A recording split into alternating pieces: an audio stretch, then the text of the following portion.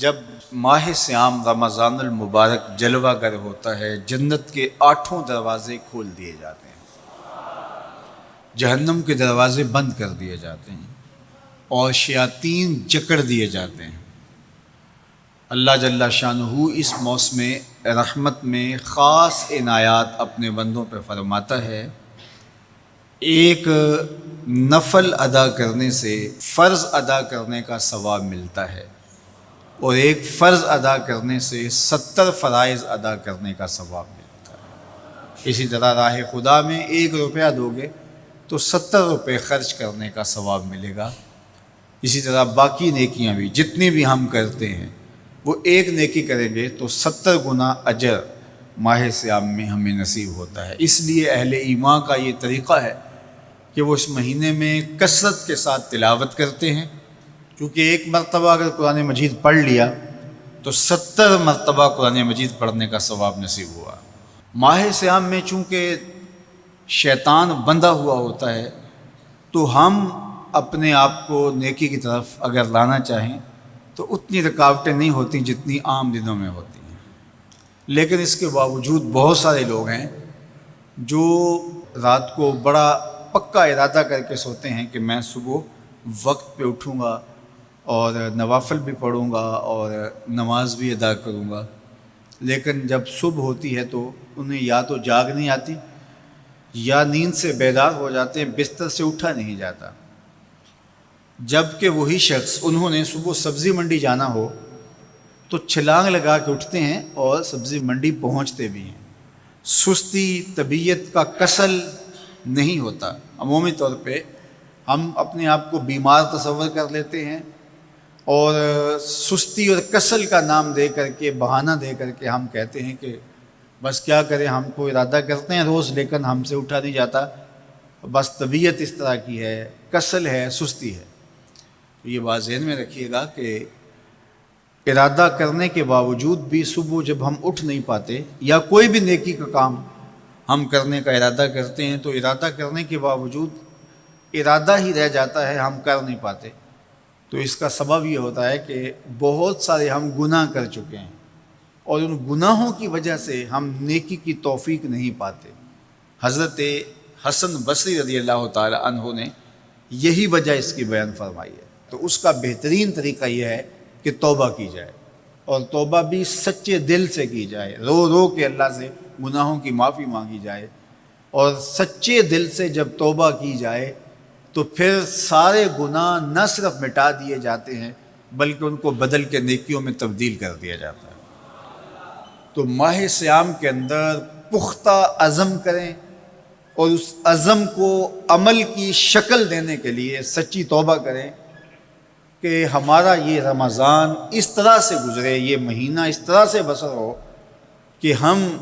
اس مہینے میں اللہ تعالیٰ کی قربت حاصل کر لیں،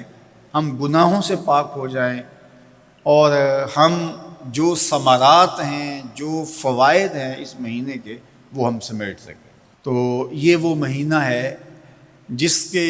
انتظار میں میرے اور آپ کے آقا و مولا اپنی آنکھیں لگائے ہوتے تھے اور دن گن گن کے وقت گزارتے تھے کہ ماہ صیام آ رہا ہے۔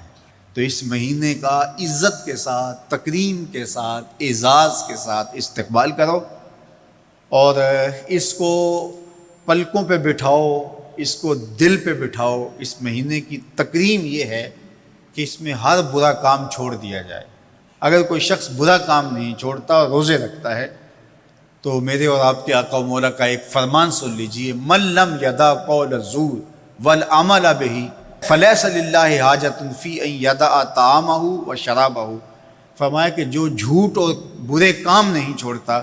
اس کے بھوکا اور پیاسا رہنے کی اللہ کو کوئی ضرورت نہیں ہے۔ تو روزہ خوراک بچاؤ مہم نہیں ہے جو چلائی جاتی ہے، بلکہ یہ تزکیہ نفس کا موسم ہے، باطن کی صفائی کا موسم ہے، اور باطن کی صفائی نہیں ہوتی جب تک ہم کوشش کریں۔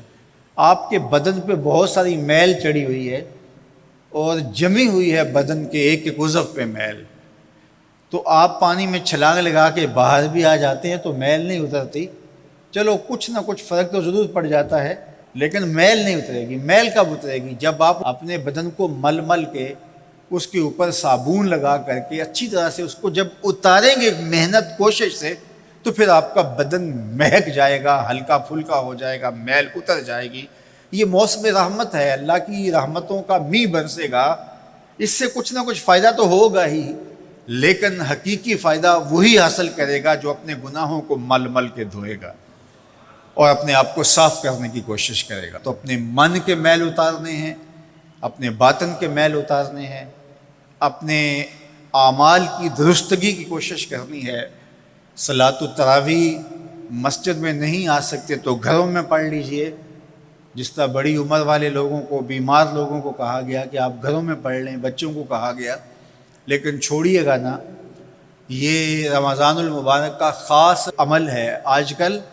دین بیزار طبقہ مختلف جگہوں پہ بیٹھ کے مسجد پر، مدرسے پر، تراویح پر، ان چیزوں پر تبصرہ کر رہا ہے اور اتنا ہلکا ثابت کرنا چاہ رہا ہے ان امور کو، جس طرح یہ چیزیں ہوتی کچھ نہیں ہیں، جبکہ ماہ صیام کے قیام پر میرے اور آپ کے آقا مولا نے بشارت دیتے ہوئے فرمایا، من قام رمضان ایمانا و احتسابا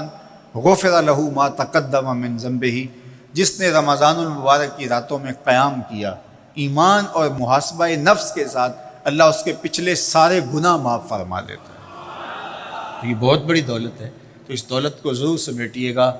ضرور حاصل کیجئے گا، من کی ستھرائی، عفت اور پاکیزگی کا سامان کیجئے گا۔ اللہ آپ سب کو اپنی امان میں، اپنی حفاظتوں کے حصار میں رکھے۔